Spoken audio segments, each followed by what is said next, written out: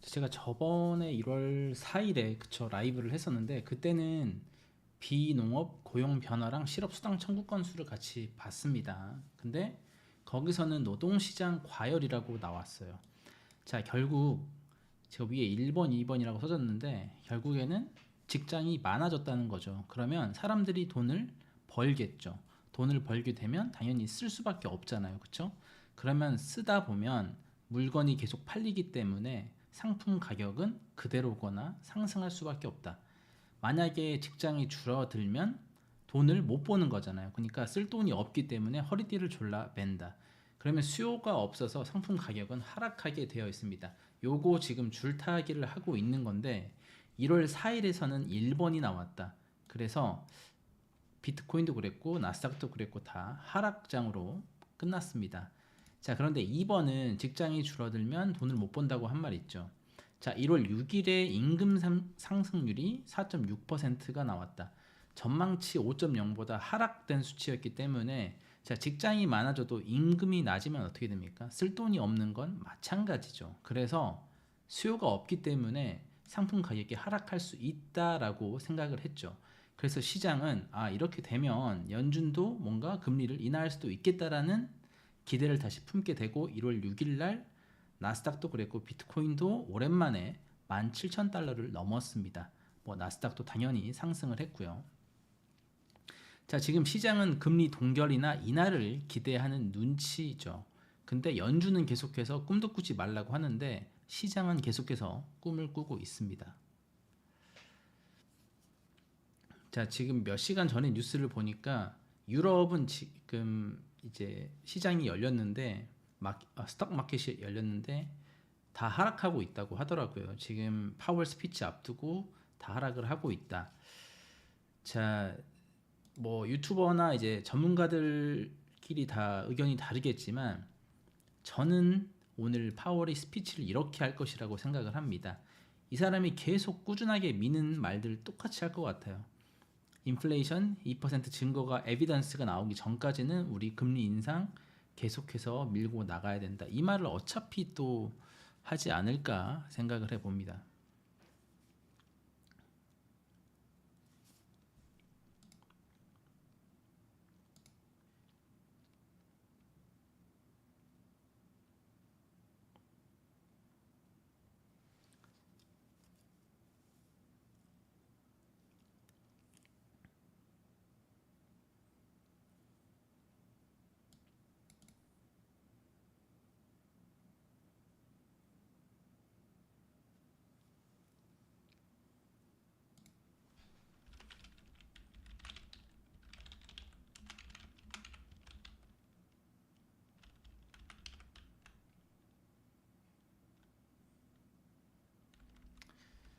지금 뉴스에서 계속 나오는 말은 이제 골디락스라는 단어가 되게 많이 나오죠. 골디락스라는 단어 자체가, 자, 그럼 연준이 이것도 아니고 저것도 아니고 되게 지금 애매한 상황이라고 판단되면 금리를 뭔가 동결하거나 인하하지 않을까라고 하는 이 골디락스인데, 골디락스 만약에 상태가 되면 비트코인도 그렇고 뭐, 뭐 월가도 그렇고 다 상승하게 되어 있습니다. 그런데 또 반대쪽에서는 지금 너무 기대하고 있는 거 아니냐, 이렇게 이야기를 하고 있습니다. 저는 후자 너무 기대하는 쪽에 부정적인 말이죠.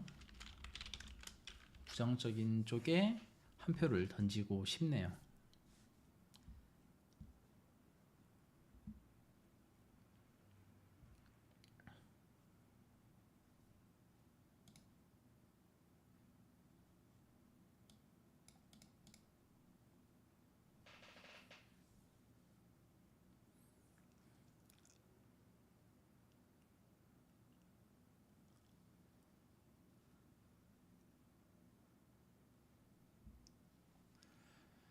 자, 그런데 또 한 가지 변수는 오늘 라이브, 지금 이 사람이 스톡홀름 가가지고 파월이 연설을 하는데 그게 오늘 센트럴뱅크 인디펜던스에 관한 내용입니다. 쉽게 말하면 지금 금리나 이런 거랑 관련이 사실은 없어요. 굳이 뭐 연관성을 따지면 비트코인 관련해서 이야기를 할 수 있는데, 비트코인이 아니라 이제 암호화폐에 관해서 이야기를 할 수는 있는데 현재 경제 상황에 대해서는 그렇게 큰 언급을 안 할 수도 있다.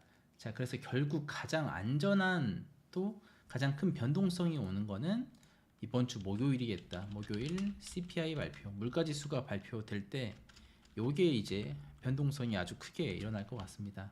가격이 엄청 높아지던지 아니면 엄청 떨어지던지. 저희 채널은 이제 비트코인을 가장 우선으로 생각을 하기 때문에, 코인 시장을 우선으로 생각하기 때문에 현재 코인이 17,000달러거든요.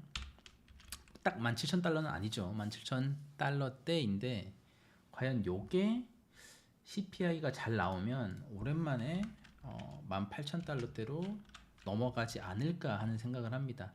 누군가는 19,000달러로도 갈 수 있다고 이야기를 하더라고요. 주말 지나서. 그거는 좀 지켜봐야 할 것 같은데,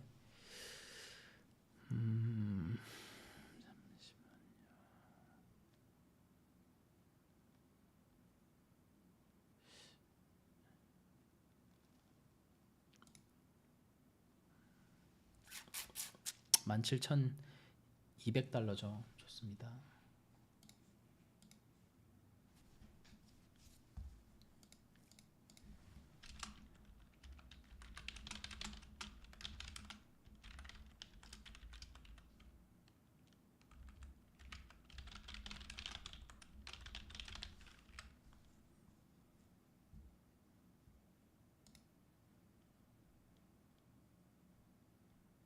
제가 지금 화면에서 보이는 게 1월 12일 목요일 날 나올 이제 물가 지표인데,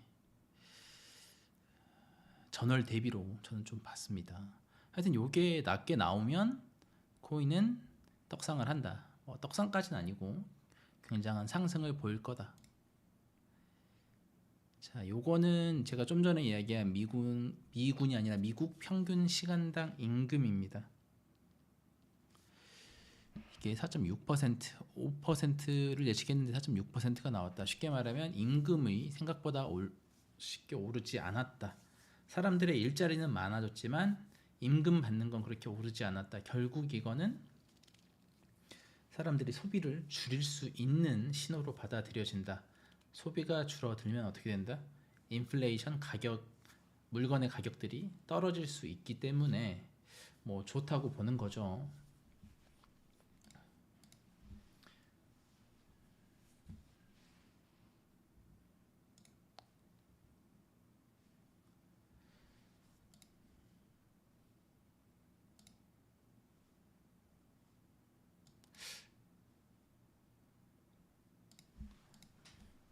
저희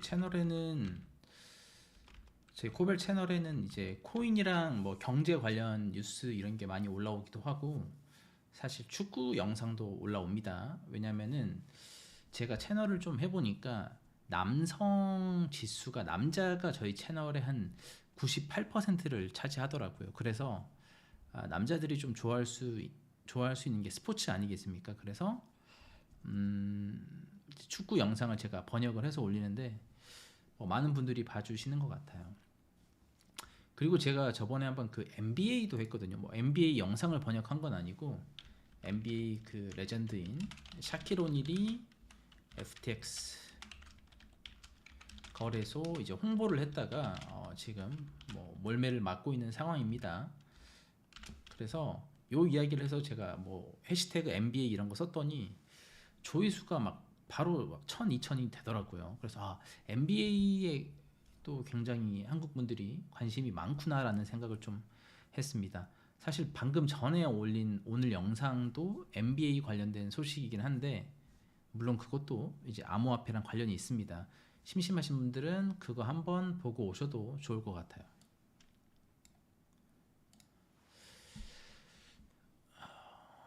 영상이 아니라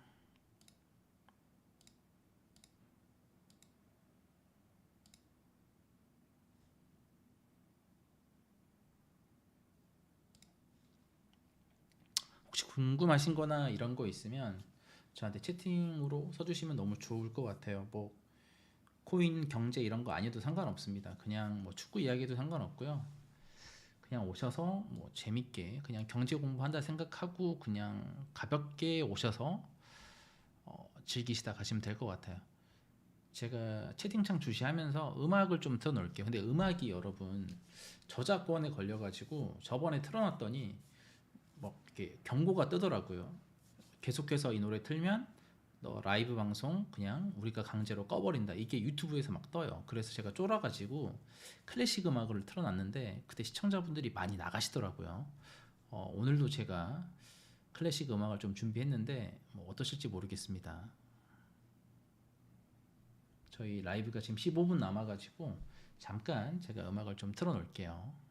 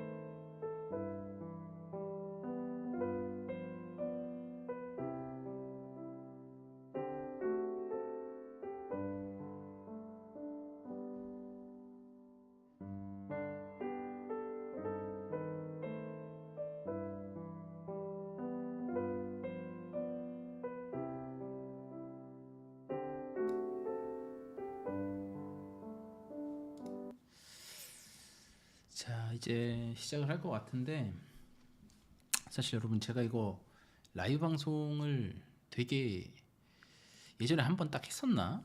그 하고 되게 오랜만에 하는 거라서 이, 이 채널이 아마 맞을 겁니다, 여러분. 그쵸? 그분 제가 가장 우려하는 상황은 혹시 이 채널에 어떤 사람이 저처럼 튀어나와서 이렇게 이야기를 하지 않길, 그거를 좀 우려하고 있습니다.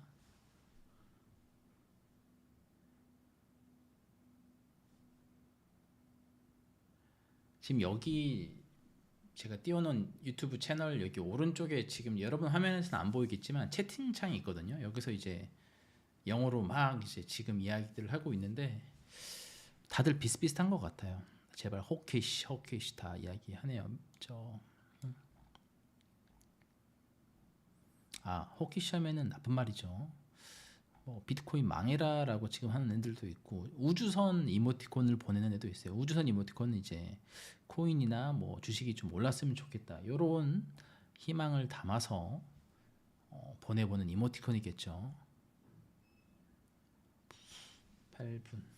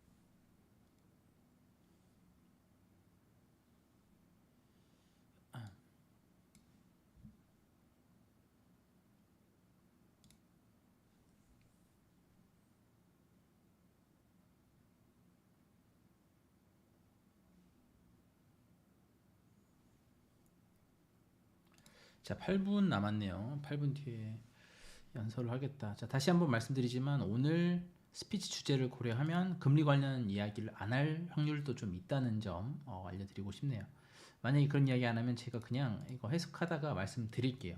오늘 이런 이야기 안 하네요. 물론 이제 제가 끝까지 다 보긴 할 거지만 그렇게 이야기하지 않을 수도 있다. 왜냐면 지금 상반되는 이러한 지표가 두 개가 나왔기 때문에 파월이나 연준 입장에서는 애매한 상황일 수도 있고요. 아니면 어차피 이틀 뒤에 목요일 날 CPI 나오면 그때 자신들이 확실하게 자신 있게 말할 수가 있기 때문에 그때까지 시간을 좀 벌려고 할 수도 있습니다. 그거를 생각하시면 될 것 같아요.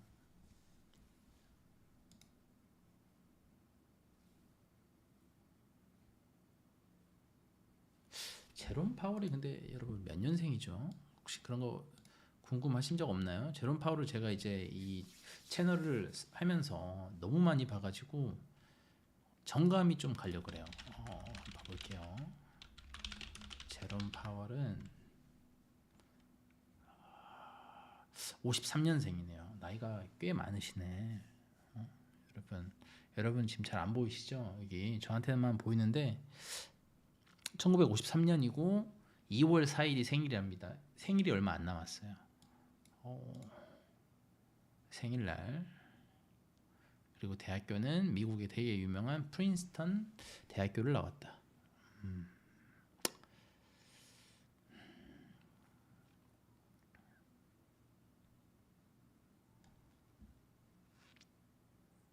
뉴스가 벌써 이렇게 떴네요, 여러분. 유럽 증시 파월 연설 앞두고 하락 출발.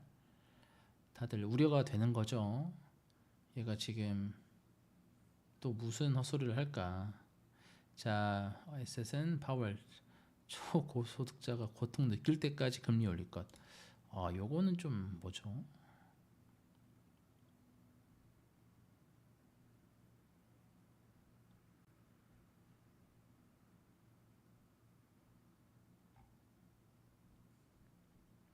끔찍하네요, 요거는.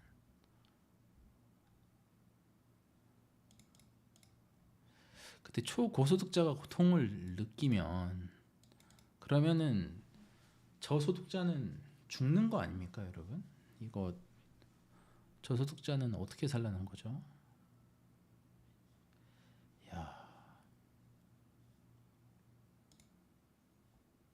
이제 금방 한다네요.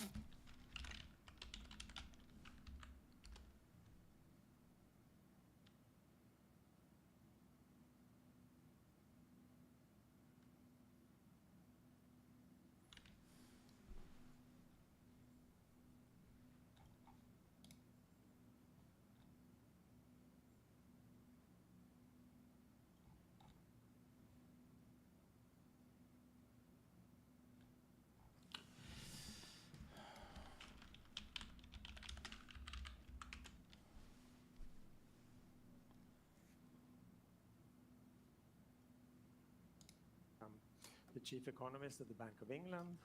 In 1997, the deputy governor.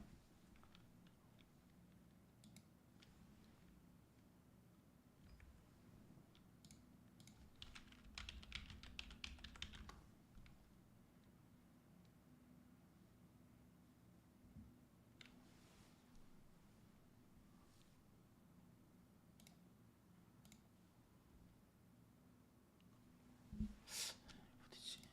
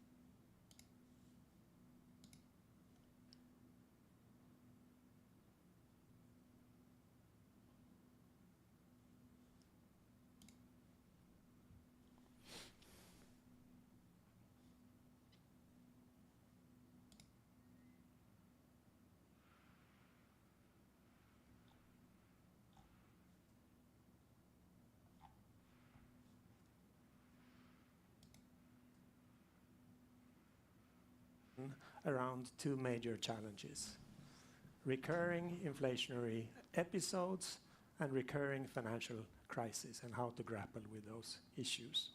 And central bank independence and the mandates are institutions that are directed at meeting those challenges. So as Beatrice reminded us in this morning, in the 1990s, there was a wave of institutional reforms in high income economies when they adopted inflation targeting and were backed up by more legal legislated independence. So this concerns the Reserve Bank of New Zealand, Bank of Canada, the Riksbank, the Bank of England, plus ECB around the newly formed euro. And arguably, these reforms had their roots in the challenges of the 70s and 80s, high inflation, spurred on by large supply shocks and sustained by high inflationary expectations. So, a first question for the panel: which were the main concerns behind the 1990s wave of central bank reforms in terms of practical policy experience and perhaps also academic thinking? And how much did these concerns reflect specific challenges of the 70s and 80s or more germane issues? Then we saw a downturn of inflation, and to many that looked like a major success, tolerable losses of output and employment. So the main policy challenge in the next few decades were instead to be. 여러분 지금 이게 또 라이브 아니겠습니까? 여기 실제 라이브이기 때문에 또 라이브의 묘미죠. 누군가 말을 너무 길게 해버리면 그쵸, 기다릴 수밖에 없는 상황이다. 우리 연말 시상식 때 많이 봐왔잖아요. 그래서 지금 이 아저씨의 이야기를 우리가 기다려야 한다. 지금 여기 채팅창에는 빨리 꺼지라는 뭐 이야기들이 잠깐 나오네요. 이게 한국 분들도 되게 많네요. 한국 분들도 와가지고 해석 좀 해주세요라고 하는데 저희 채널에 와서 해석을 보면 되는데 왜 여기서 이렇게 난동을 피우시는지 잠깐 그런 이야기를 좀 하게 되네요.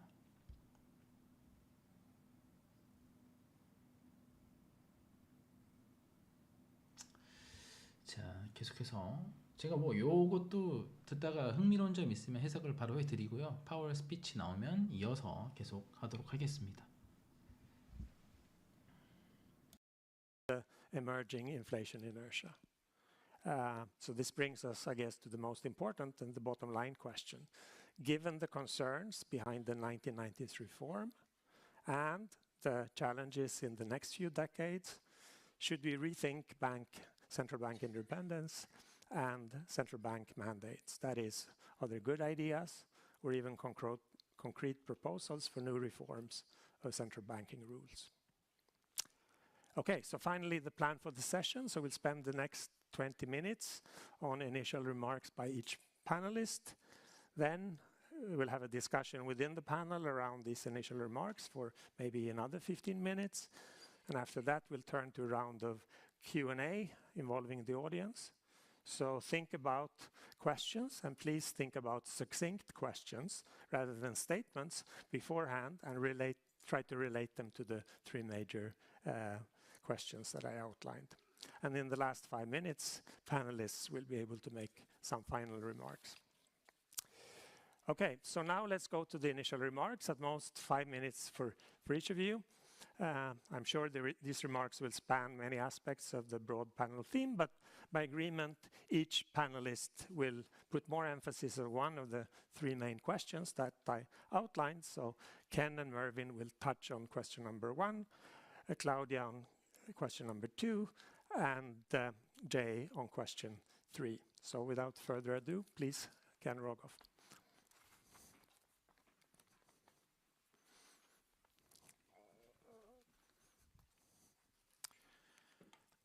Well, first of all, thank you very much to the organizers, to the Riksbank, for inviting me to speak.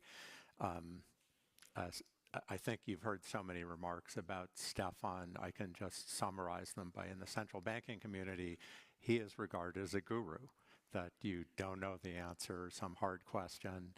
He's a person you really can go to and get, a very deep answer to, and we'll hear more about that as things go on. I've been asked to talk about some of the early developments, more the question 1 that we've had here. And I think the academic literature on this started in the 1980s. But of course, really it goes back among practitioners far earlier than that. But I'd say an especially important event was the Fed Treasury Accord in 1951 that set up the Fed to be an independent central bank back in the 1980s. That was a rarity still. The Bundesbank had achieved that, but most countries had not. My own contribution was to develop a theoretical model that would try to address how it would work, why it would work, and it was an answer to a very abstract question posed by Kydland and Prescott and Barrow and Gordon about why you might get stuck in high inflation and what you might want to do about it. My paper looked at various ideas, including using an inflation target, appointing people who already had a reputation for having a strong anti-inflation commitment. And needless to say, I was very inspired by the great Paul Volcker, who I was working below, very, very far below, but I was working below Paul Volcker at the time when I was working on that. And there's been just tremendous amount of literature since, taking this to many places. I think you're all familiar with Europe, New Zealand, the United Kingdom, but I wanted to just really emphasize an area people don't think about as much, which are emerging markets. And Tobias Adrian really spoke about this, but I still think most people don't quite understand about the efficacy of the concept about how important it is. European emerging markets, if you looked in 1992, there were 40 countries with inflation over 40%, and that doesn't even capture things because a lot of them had hyperinflations at the time. And to get out of it, the early solution that was tried in many places for a long time was, well, the dollar's really good, or let's fix our exchange rate against the dollar, and that was very good for those of us that want to study financial crises, but on the whole didn't work so well.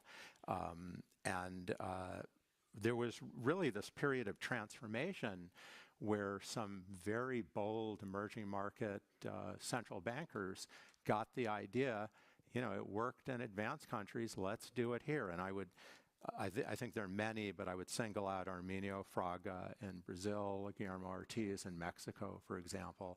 And I think people forget, but when they were trying this, people thought, this is ridiculous. You can't be independent in these countries with these weak institutions.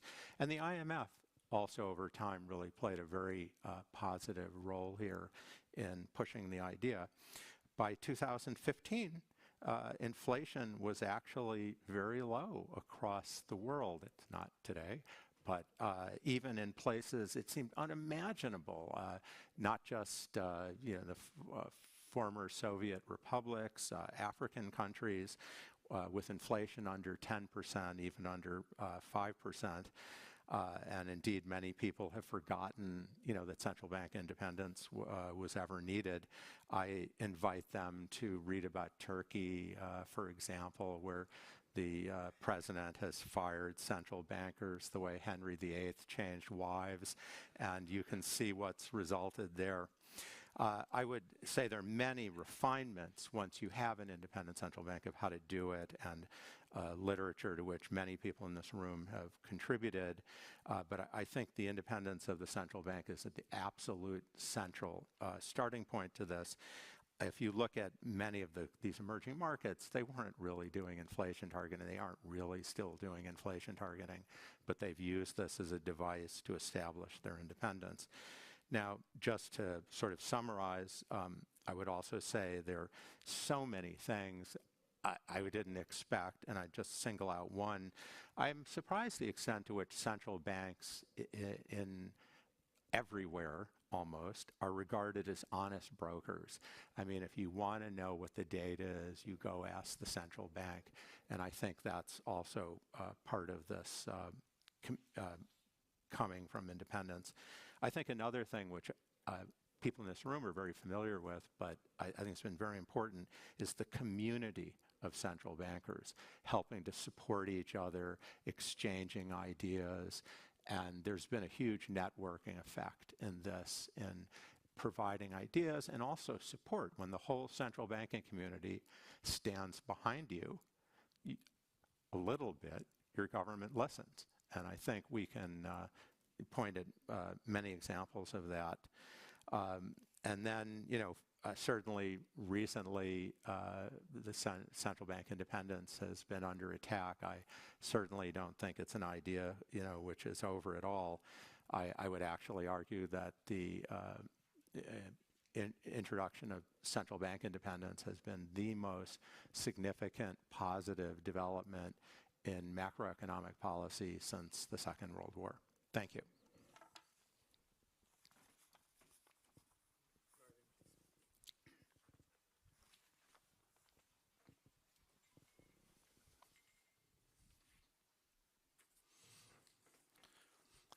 Well, Torsten, thank you, and good afternoon, everyone. Torsten's given us 5 minutes only, so I shall reserve my stories about Stefan and the resurrection of the British banking system in 2009 to conversation over dinner. I think it is impossible to understand the movement towards central bank independence without seeing it in the context of the great inflation of the 1970s and also the stagflation of the 1980s. The former was the consequence of, I think in large part, an intellectual mistake at the time in thinking that there was a long-run trade-off between inflation and unemployment, so that tolerating a somewhat higher rate of inflation would make it possible to sustain a lower level of unemployment. But following the breakdown of Bretton Woods and the link to gold and two large oil price shocks, discretionary monetary policy led to rates of inflation well into double digits, and in some cases, such as the UK, above 20%. And as Ken said, in many emerging markets, even higher still. And the stagflation of the 1980s was the painful consequence of efforts to reduce inflation, which led to recessions, while inflation still remained relatively high. Now, an intellectual revolution in macroeconomics undermined the belief in this long-run trade-off between inflation and employment and helped to restore the case for price stability, which had been made over many decades before, arguably most persuasively by Maynard Keynes in his tract of monetary reform. But the attempt to achieve it after the breakdown of Bretton Woods by rigid exchange rate links collapsed in 1992 with the departure from the exchange rate mechanism in Europe of both the UK and Italy, and the end of the fixed exchange rate links in Sweden, where interest rates had been, some of us remember, hard to think of this now, raised to 500%. And the same applied to Finland. Now, politicians drew two conclusions from the unhappy experience of the 70s and 80s. First, inflation was unpopular. If exchange rates were to float, therefore, then a domestic framework was needed to ensure price stability. And that framework was the adoption of inflation targets. And second, the measures required to eliminate inflation were also deeply unpopular, with high rates of unemployment for a while. So politicians found that setting interest rates wasn't actually much fun. So why not give that power to an independent central bank with a mandate set by Parliament? And those two conclusions led governments around the world to give greater independence to their central banks.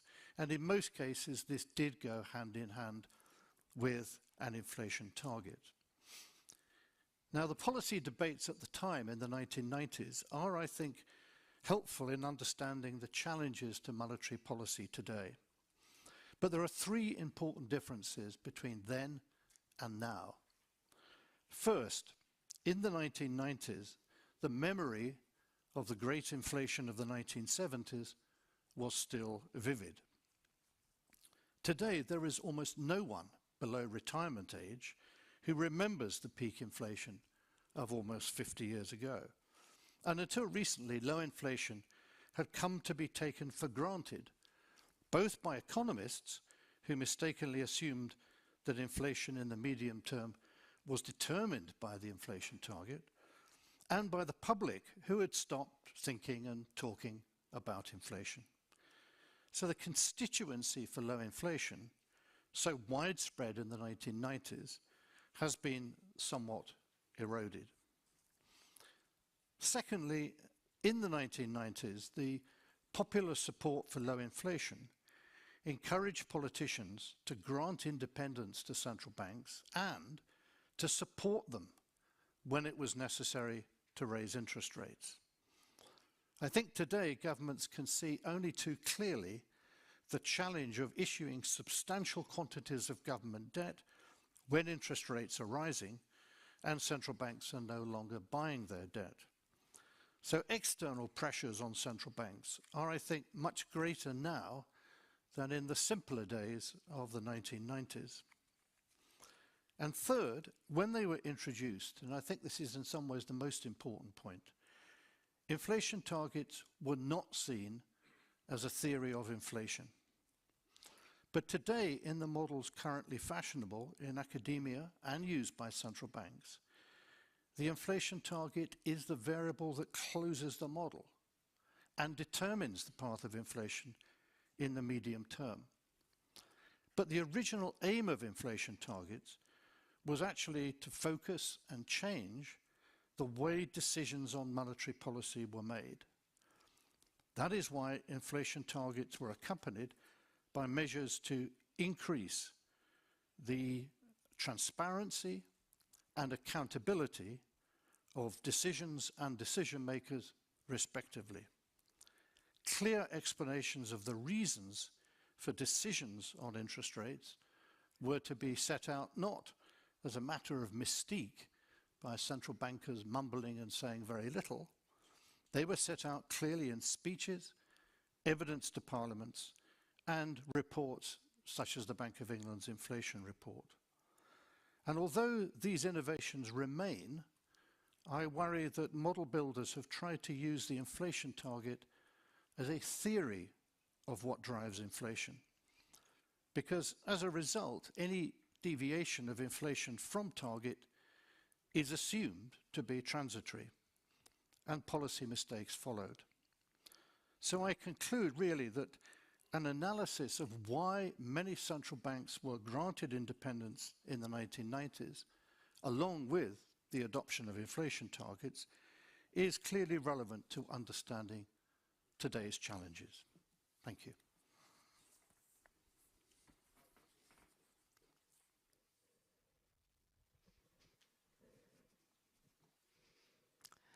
Thank you very much, Thorsten. Thank you very much to the organizers. And I was very honored to be invited here to speak on this panel on the occasion of the farewell of Stefan Ingves. For me, when I joined the ESRB, the European Systemic Risk Board, he was one of the founding fathers. He was already there, and I actually learned a lot from him in terms of the relevance of financial stability for monetary policy, the importance to need to act when it's needed, and the importance of clarity in communication. And I'm saying this not to break the rules, because actually rules are important, and that's going to be one of my main points here, but I'm saying this because I think this is all crucially important at the current juncture. As we've just heard, I think in some sense central banks have enjoyed a capital of inattention or rational inattention to risks to price and financial stability. We've lived in a period of very low inflation and moderated risks to financial stability, so the public didn't actually pay much attention to central banks' core mandates. But current macroeconomic developments, not just cyclical but also structural, really challenge price and financial stability. So explaining central bank independence and acting accordingly has become more difficult and also more important. Central bank independence is certainly protected by institutional safeguards. We've just heard that. And that actually includes fiscal and macroprudential policy frameworks. But I think we also need to be very accountable. We need clear communication to sustain public support to independence. So let me explain these points quickly.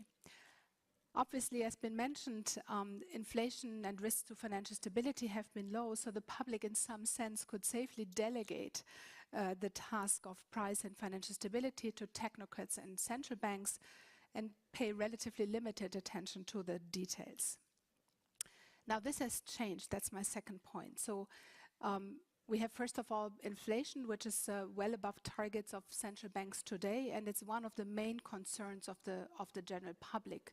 I looked at the most recent Eurobarometer poll, and there 42% of the respondents, and I think that's actually on the low side, cite rising prices as the most important concern, and actually that ranks above issues like energy supply and the international situation. And I would argue that actually concern about high levels of prices and perceived inflation is going to remain even if and when inflation rates recede.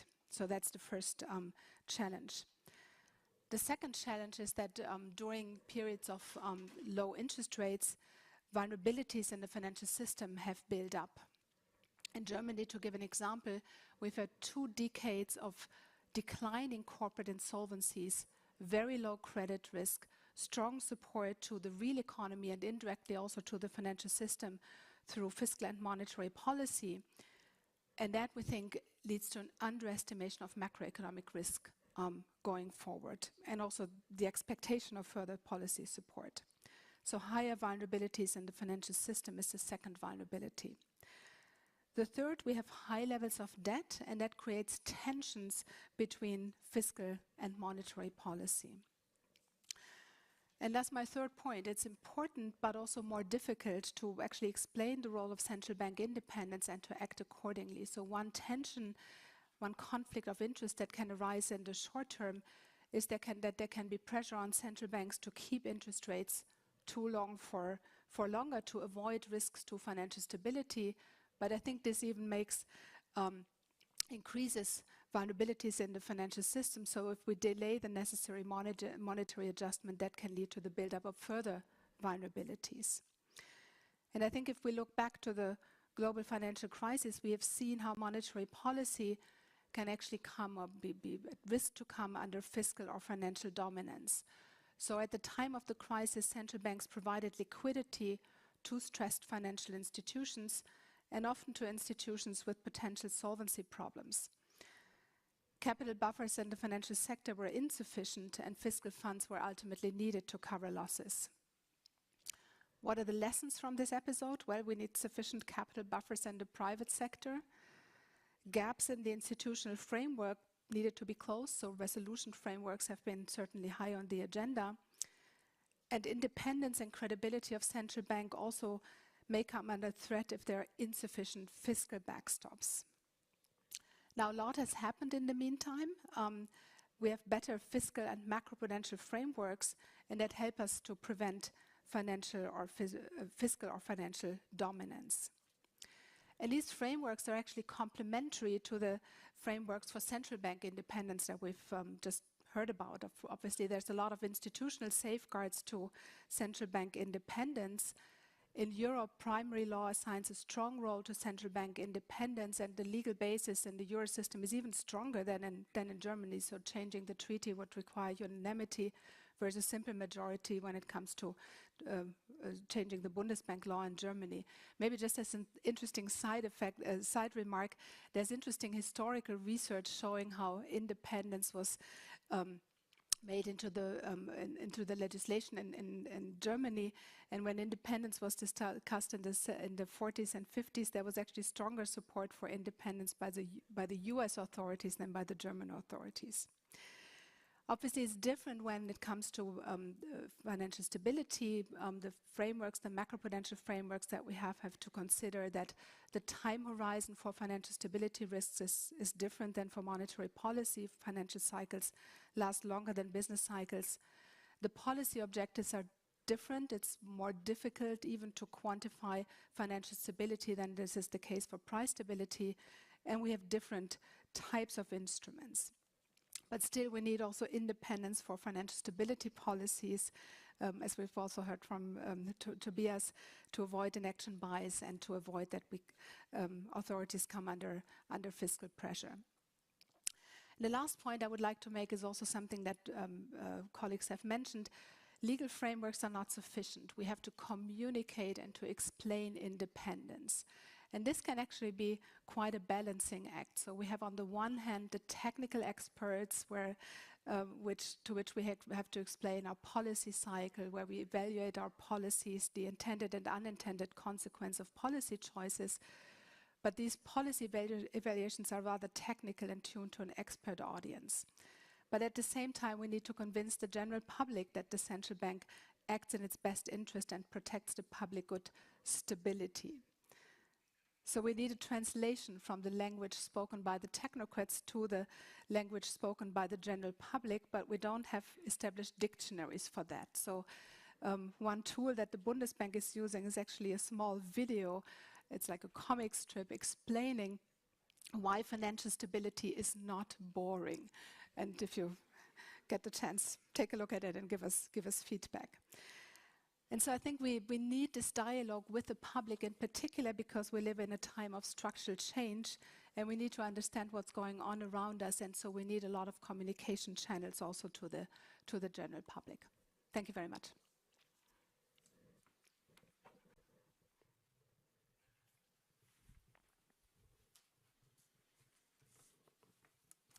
It's a It's a pleasure and an honor to be here today. I guess I'd like to start by thanking you, Stefan, for your friendship, for being a great colleague. You are an absolutely essential person in our world, and you'll be badly missed. I'm going to use my comments focusing on the U.S. context, and I'll address three main points. First, the Federal Reserve's monetary policy independence is an important and broadly supported institutional arrangement that has served the American public well. Second, the Fed must continuously earn that independence by using our tools to achieve our assigned goals of maximum employment and price stability, and by providing transparency to facilitate understanding and effective oversight by the public and their elected representatives in Congress. Third, we should stick to our knitting and not wander off to pursue perceived social benefits that are not tightly linked to our statutory goals and authorities. So starting with the first point, as Ken and others have pointed out, on the first point, the case for monetary policy independence lies in the benefits of insulating monetary policy decisions from short-term political considerations. Price stability is the bedrock of a healthy economy and provides the public with immeasurable benefits over time. But restoring price stability when inflation is high can require measures that are not popular in the short term as we raise interest rates to slow the economy. The absence of direct political control over our decisions allows us to take these necessary measures without considering short-term political factors. And I believe that the benefits of independent monetary policy in the United States and more broadly around the world are well understood and broadly accepted. However, in a well-functioning democracy, important public policy decisions should be made in almost all cases by the elected branches of government.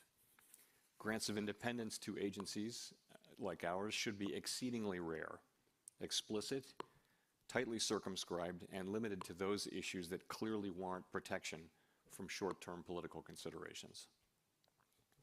With independence comes the responsibility to provide the transparency that enables effective oversight, in our case by Congress, which in turn supports the Fed's democratic legitimacy. And at the Fed, we treat this as an active, not a passive responsibility. Over the past several decades, we've steadily broadened our efforts to provide meaningful transparency about the basis for and the consequences of the decisions that we make in service to the American people. We are tightly focused on achieving our statutory mandate and on providing useful and appropriate transparency. On the third point, it is essential that we stick to our statutory goals and authorities and that we resist the temptation to broaden our scope to address other important social issues of the day. Taking on new goals, however worthy, without a clear statutory mandate would undermine the case for our independence. In the area of bank regulation, as Tobias mentioned, the Fed has a degree of independence, as do the other federal bank regulators. Independence in this area helps ensure that the public can be confident that our supervisory decisions are not influenced by political considerations. And today, some analysts ask whether incorporating into bank supervision the perceived risks associated with climate change is appropriate, wise, and consistent with our existing mandates. Addressing climate change seems likely to require policies that would have significant distributional and other effects on companies, on industries, on regions, and on nations. Decisions about policies to directly address climate change should be made by the elected branches of government and thus reflect the public's will as expressed through elections. At the same time, in my view, the Fed does have a narrow but important responsibilities regarding climate-related financial risks. These responsibilities are tightly linked to our responsibilities for bank supervision. The public reasonably expects supervisors to require that banks understand and can appropriately manage their material risks, including the financial risks of climate change.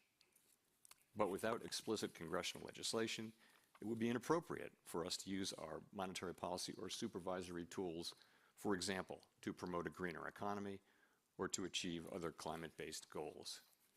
We are not, and we will not be, a climate policy maker. Thank you.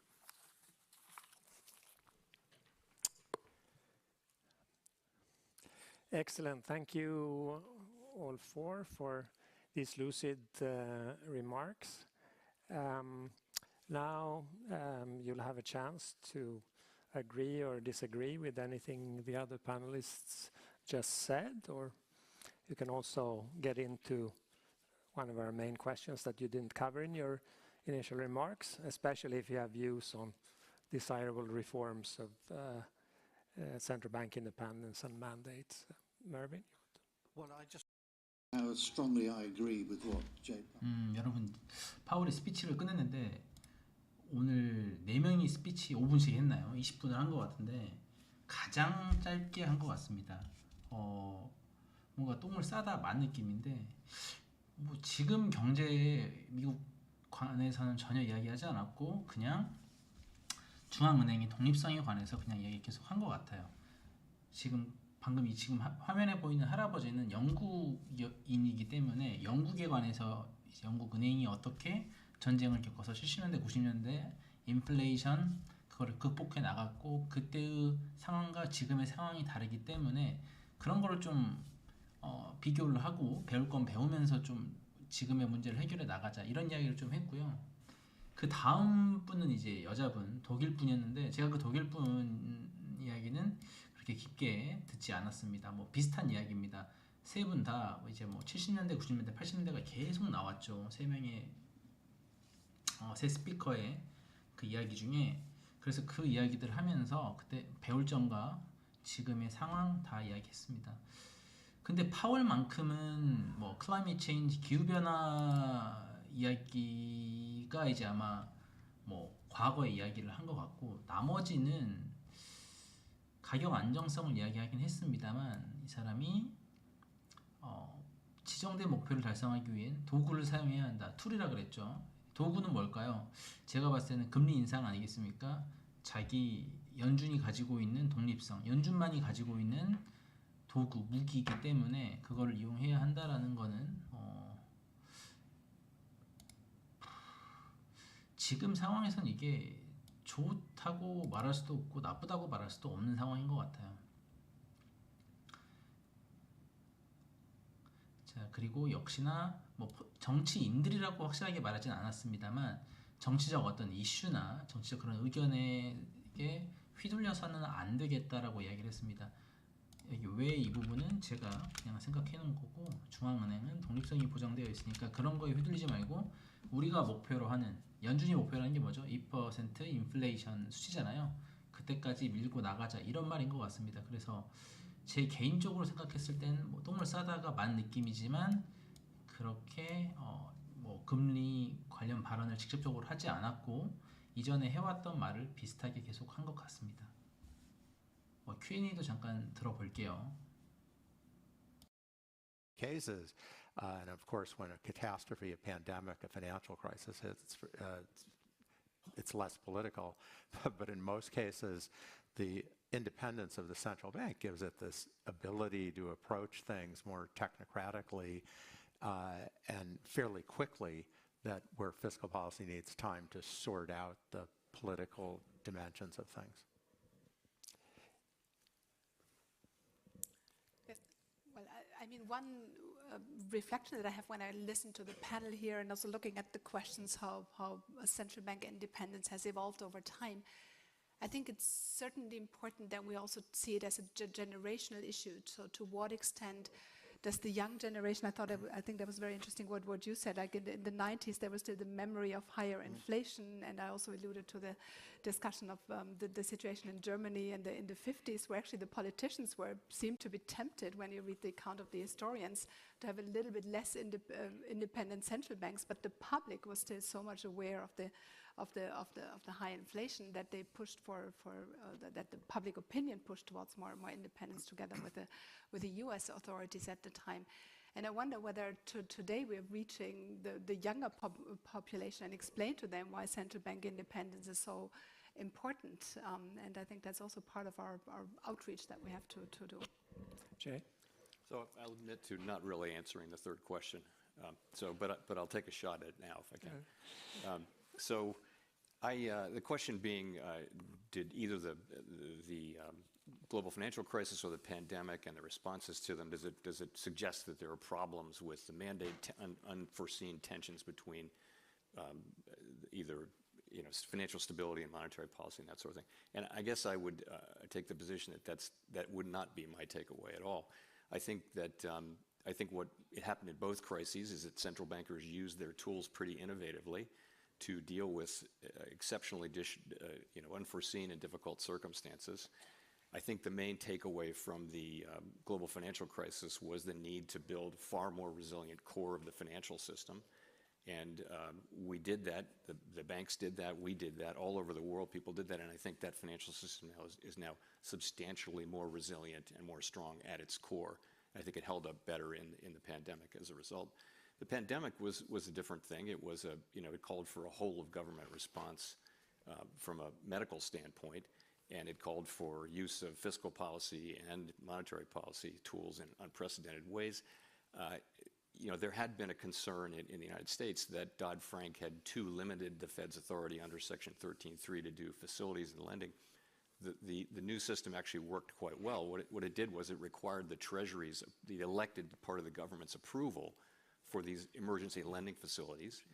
And that actually worked very well. And that's actually an appropriate thing, because these are extraordinary measures.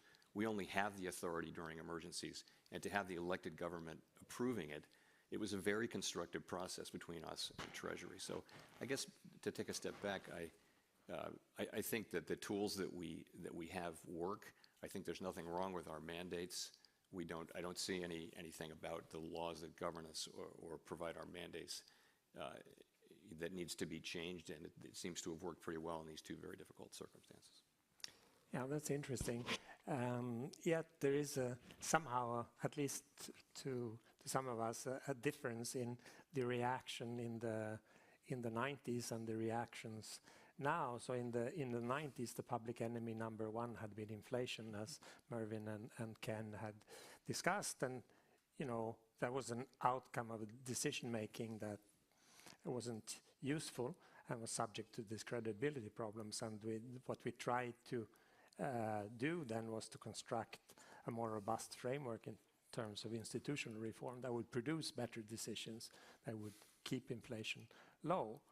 Now the public enemy number one, arguably over the next 25, 30 years, were these repeated financial crises or risks of financial crisis. And it's true that there was, of course, much more regulation of the financial sector, but not to the same extent, trying to address by institutional measures the underlying decisions in this arena. By banks, yes, but not necessarily by policymakers. So is there a case, Mervyn, you have strong thoughts on who should be responsible for financial stability and macroprudential policies? Do the events that we went through during that dramatic era of the great financial crisis made you rethink those issues? Well, I think the answer is yes, because when the Bank of England was made independent in 1997, actually both the then governor, Eddie George, and myself were quite content, despite some press speculation to the contrary, that bank regulation would go to a separate body. But the reason was that at that point, supervision of banks was really all about depositor protection. It was about elimination of insider trading, fraud, etc. It wasn't about a historical bank run and about inadequate prudential regulation. And in the 5 years before the financial crisis, that's when you saw the leverage of the banking system increase very rapidly, so that it did become very fragile. And I think after that, I was very struck that when the to-be Prime Minister David Cameron and George Osborne, the Chancellor, came to see me, their argument for putting it back, regulation back in the Bank of England, was essentially that the only institution that people will trust is the central bank. Therefore, you need to take some of this back. Now, you can argue, I think, whether some of the details of regulation needs to be inside or outside the central bank. That's a less important thing. But the principles of ensuring, as Jay said, that the banking system was sound, I think are ones that central banks have to be involved in. But deep down, it seems to me the big difference between the way policy was set in certainly the 80s and early 90s and today is this business of recognizing that the quid pro quo of central bank independence is communication, explanation, and clarity of that communication. The great American economist Bob Solow once said that an economist needs 3 qualities: faith, hope, and clarity. And the greatest of these is clarity. Excellent. Torsten, can I just say something in response to your comment? I mean, inflation's back. So yes, if you'd asked that question in 2021, maybe, people said, well, financial crises, but I think you need a framework that, as Jay was saying, is stable over the full cycle of things that are happening and doesn't get, it gets tuned, but and also, let's look at the rest of the world, please. I think if we're looking at developing economies, emerging markets, which are also struggling to find frameworks, that I wouldn't tell the IMF to change what it's doing in terms of central bank independence. All right. So maybe we'll go to the section when the public is involved, the Q&A session. So if you want to say something, please raise your hand. If you want to pose a question, if you do get the mic, please start by saying your name. Please be succinct, and please try to relate to the overall theme of the of the panel. Okay, Richard Portes, please.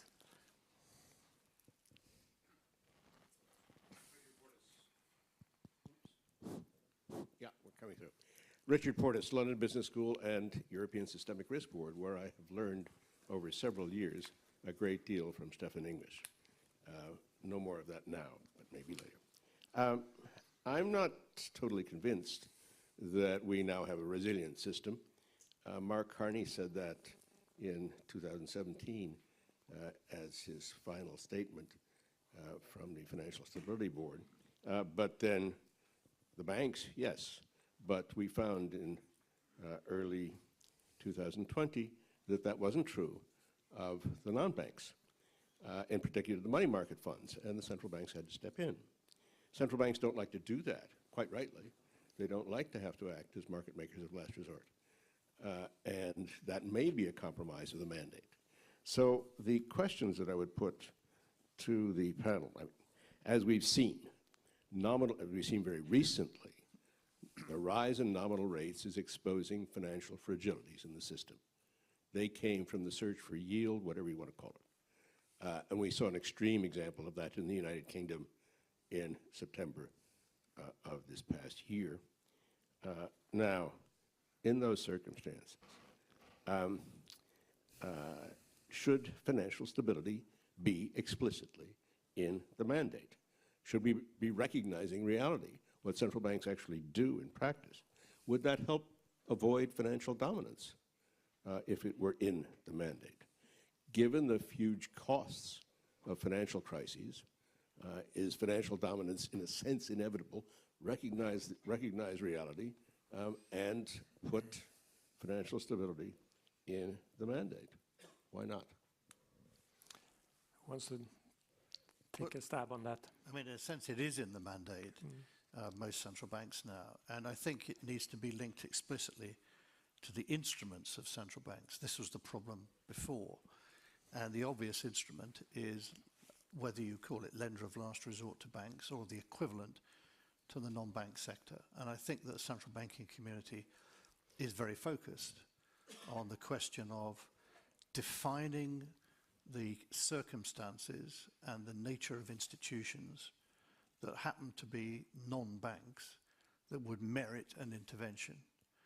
And I think that the only way to handle this is to have a framework which is set out ex ante, which actually tries to identify clearly the circumstances and the institutions that would merit lending from the central bank, but also ensures that the scale of that intervention is also under the control of the central bank and not something which the actors themselves in the financial system can expand to almost any number simply by the actions that they take.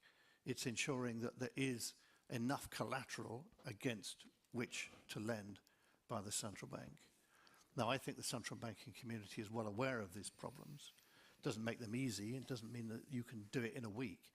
But my guess is, yes, you're right, Richard, that there will be an expansion of the mandate and that it's there in principle, but it needs to be made much more concrete by saying what are the institutions, what are the circumstances, whether it's maturity mismatch or something else that would justify an intervention, and to have sufficient regulation on that degree of maturity mismatch ex ante to limit the size of the intervention.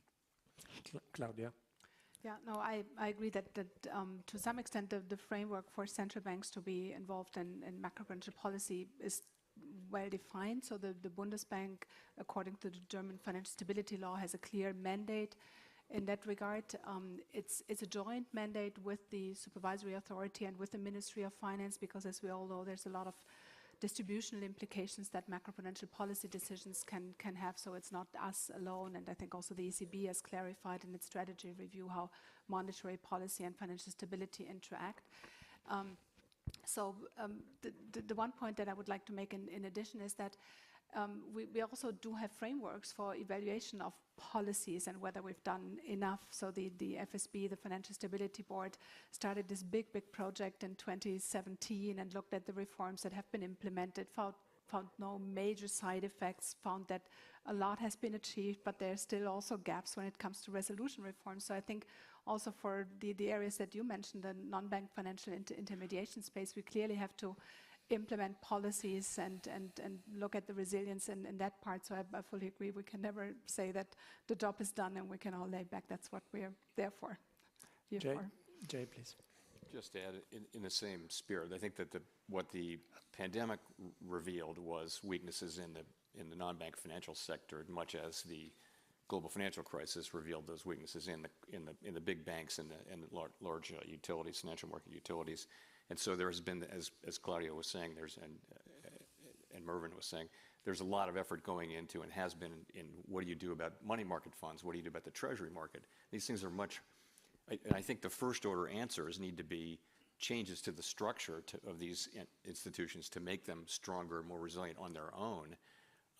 I would say expanding the provision of central bank liquidity is not the desired response. It really is to strengthen these institutions. Our capital markets are quite vibrant and very different in what they do from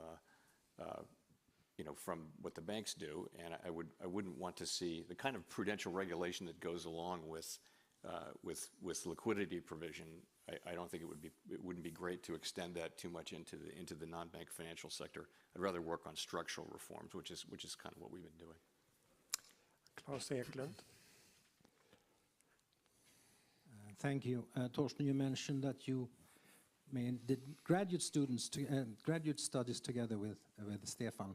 I can add that I actually made undergraduate studies together with Stefan, so I'm even older. But a question of independence. It seems that you have mainly been discussing central bank independence from, let's call it, political pressure. And of course, partisan pressure would be even worse. But there's something more subtle about the independence issue, which I think we can discuss in Sweden right now. I'm personally interested in that. I worked in the finance ministry many years ago, but I was also on the general board of the Riksbank, Riksbanksfullmäktige, not the board of directors, but the general board before, in the old evil days before independence. Anyway, in Sweden we have 4 institutions: the Riksbank, the Financial Supervisory Authority, the Debt Office, and of course the Minister of Finance. And they often work with similar issues, obviously. And they often have to cooperate. So the question here is, how independent can the central bank be in reality? To what extent must the central bank discuss, compromise, lean against the wind or with the wind, and be politically agile at the same time as it is formally independent. Maybe it sounds like a stupid, almost as important as the, let's call it the big issue of political independence. 자, 여러분 지금 계속해서 이제 이야기를 하고 있는데 지금 스위스 사람이 스위스 이제 뱅킹 시스템 이야기를 하면서 이해가 안 가는 점이 있다고 이렇게 질문을 하고 있는데 제가 또 머리가 어지럽네요. 굉장히 말을 빨리 해가지고 머리가 어지럽다. 지금 비트코인을 보니까 계속 떨어지고 있습니다. 지금 5분 차트로 보고 있는데 계속 떨어지고 있습니다.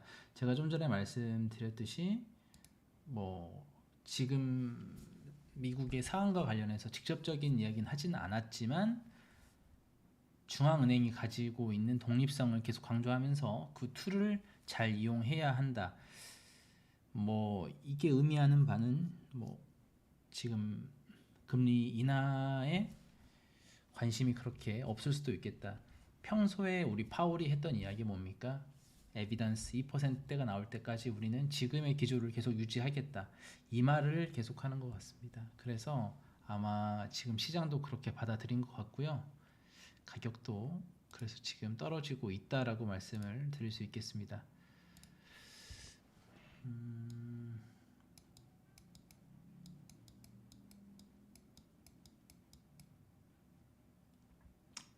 지금 나스닥도 이렇게 열렸는데 이렇게 바로 아직까지는 잘 모르겠어요. 그쵸? 모르겠는데 코인은 좀 떨어지고 있다. 그래도 17,000달러 밑으로는 떨어지진 않을 것 같아요. 왜냐하면 1월 12일에 있는 목요일 날 있는 CPI 발표 전까지는 아주 큰 그런 변화성이 보이진 않을 것 같습니다. 그런데 목요일 날 결과에 따라서 18,000달러로 가냐 19,000달러까지 가냐 이게 나올 것 같아요. 자, 계속해서 들어볼게요. 제가 저기 패널 중에 그 독일 분 있지 않습니까? 여자분. 그분 말은 되게 알아듣기가 힘드네요. 제가 그래서 그분 말은 잠깐 좀 건너뛰고 최대한 해석을 해보도록 하겠습니다. Do it, I think is not likely to be true, but since taxpayers' money is at risk, it's perfectly reasonable for the Treasury to have an input on it. There was never any conflict between these two different approaches in the different areas of policy. So I think the important thing is for it to be quite clear what that policy responsibility is, whether it's in the US with changes in legislation or the compact agreed between the bank and the Treasury in the UK. It's quite clear what the lines of responsibility are and who has to be consulted. That's the important thing. That's what prevents, I think, things going very wrong. It's where different institutions or players all feel that they are the people responsible for a particular policy that you get difficulties. Yeah, or to express it differently and perhaps more simply, it's a big difference between taking the decision in deliberation with others or taking it after deliberation with others. Yeah. And that's the responsibility point, right? So, yes, please. Thank you very much for the panel. Joachim Nagel for the Bundesbank. Let me put it like this. I think it was already said by Ken Rockoff. I think inflation is back now. We are more or less, in my interpretation, still in the midst of a storm, and the storm is not over. So we have to do our job, our main mandate. This is our role. During the last 10, 12 years, we were the most welcome partners of the politicians because we, in our independent role, we did everything to fight against all the financial crisis and did what we did. But this came with a price. And now in the next years, the politicians have to learn that monetary policy is coming with a price. So maybe some of us, they have to announce that there are maybe losses or not the profits we came up in the past. What is your opinion about that? Is that influencing the way we are being perceived in the future about our independency? Who wants to take that on? Well, I'll take it on. It's related to something that I said, which is that the pressures from politicians will be greater and more complex today than they were in the 1990s. And you're absolutely right. But I don't think it's an issue about the mandate of the central bank. That is unchanged. It's that some people in positions of political responsibility will learn that life can be difficult. But I don't really see that there is a great wish anywhere to change the formal independence of central banks. But politicians will always want other people to do things that would benefit their own short-run interests. That's where central banks will remain solid and maintain their independence in respect of monetary policy. And they have every incentive to do so, in my view.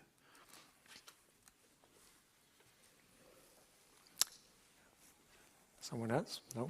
Well, I'll add briefly. I mean, clearly, there are many cases where, given the central bank's independence, politicians will look to the central bank, as Mervyn's saying, to do something they should do, but they don't want to do, or political interests will say want something to do with inequality or something to do with the environment that they're not getting through the political system, and they'll view the central bank perhaps as an end around being able to implement it. But of course, at the end of the day, the central bank can't take political decisions consistently and maintain its independence. There are deep crises where the central bank just has to act. But I think in that case, it again is looking to the political system to back it up. If you go to developing economies, the normal rhythm of things is the central bank moves, but then the Treasury kind of takes over everything it did, and everybody knows that that's coming, and so it works that way because the central bank can move so quickly. But it needs to be very wary of taking political decisions. Stefan. Outside the topic of the panel, but since Ken, you are on the panel, I'll ask you anyway. You wrote a nice little book called The Curse of Cash. And in this environment, cash is disappearing. So what's your advice? Well, isn't it wonderful that the people who organized this event had a panel just before us about this? But no, I think one of the things that's been very naive about I will call them crypto evangelists, is that they can somehow do something better and have an end around. And in fact, if you look at the history of money, which is probably what I should have called my book, and you look at the private sector always invents everything, but for many reasons, the governments eventually regulate it and even sometimes appropriate it. And I think, that's what we're seeing going forward in the digital space. You need rules of the road. And I was going to bring it up earlier, but I have to mention FTX. That was kind of a success for the regulatory community. It didn't do anything. It's the $32 billion at the heart of the crypto system just had no effect. And I think it shows how you need some regulatory structure to provide guardrails, and the central banks need to do that. But anyway, I've learned from you over the years on this issue, so thank you for asking that question. Since we're spiraling out of control here with questions about anything, we should try to wrap up. So all good things must come to an end, and I'm not going to try to summarize what has been said, but I'd like to end with some final remarks. But really just 1 minute for each of you to summarize for the audience, which is the most important thing that we should take away from the panel. If you had to expound on one, which would that be? Who wants to take that first? Jay? So I'll just conclude by saying that for us, central bank independence is a matter of statute. It's not in our Constitution. It's just an institutional arrangement that has served the public well, nothing more, nothing less. And as long as it does serve the public well over time, then I think it's safe, and I think it's safe now. But that means we've got to be committed to achieving our goals and to sticking to this precious grant of independence. To keep it, we need to deserve it, and that means stick to that work and don't look for broader things. Where it was discussed at the first panel, really, we shouldn't be getting ahead of where the public is if there's no specific mandate. And in the case of the U.S., that's a particularly salient point today. Claudia, Yeah, no, it's your bottom line. I fully agree with what Jay just said, and that's also again when you look at the German history. So sticking to the mandate and deliver. I mean, this is what's building trust. And I think when it comes to financial stability, we're actually at a critical juncture because the system has not been fully tested. So we have to make sure that we also deliver on both of our mandates, price and financial stability. Erwin?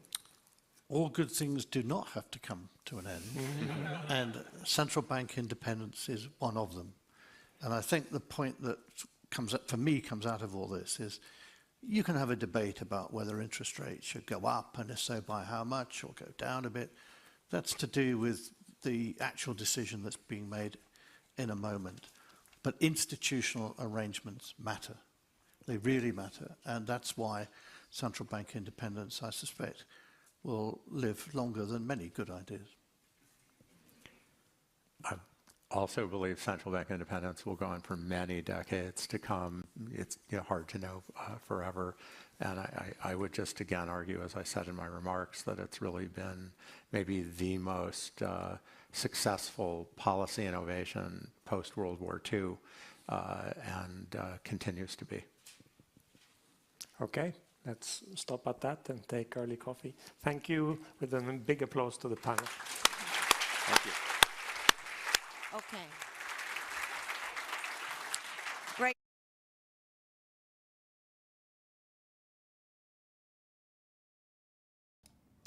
자, 드디어 끝났네요. 마지막에 그 호스트가 한 게 1분 내로 오늘 한 말을 좀 요약해 봐라. 그래서 오디언스들이 좀 이해할 수 있게 해줘라. 가장 중요한 일인 것 같다. 뭐 이렇게 했는데 파월은 정말 했던 말 계속 하네요.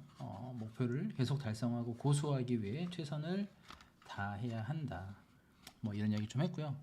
독일 여자분은 제가 100% 다 듣진 않았지만 이분이 1분 이 발언 말고 좀 전에도 무슨 이야기를 했냐면 완벽히 독립적일 필요는 없다라고 했습니다. 미국 파월 의장은 그런 말 하지 않았죠. 지금 가지고 있는 시스템 우리가 계속 유지해야 한다. 독립성 가져가야 하는데 독일 여자는 꼭 그렇게는 가져갈 필요는 없다. 1분 발언에서도 그렇게 이야기를 했습니다. 자, 영국 남자는 어레인지먼트가 협력, 준비? 제가 해석을 어떻게 해야 할지 좀 모르겠어요. 이게 뭐죠? 어쨌든 매우 중요하다. 뭐 이런 이야기를 한 것 같고요. 그 마지막에 한 분은 제가 이걸 쓰느라 듣지 못했습니다. 자, 코인 가격은 어떻게 됐나요 지금? 나스닥도 올랐다가 좀 떨어지고 있고 코인도 지금 올랐다가 방금 1분 요약하고 나서 떨어지기 시작하는 것 같습니다. 자, 오늘 방송은 여기까지 하고요. 제가 내일 또 이거 요약 영상을 또 따로 편집본을 만들어서 올릴 예정이니까 그것도 많이 봐주시면 좋을 것 같습니다.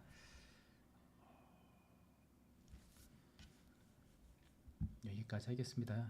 고생하셨습니다.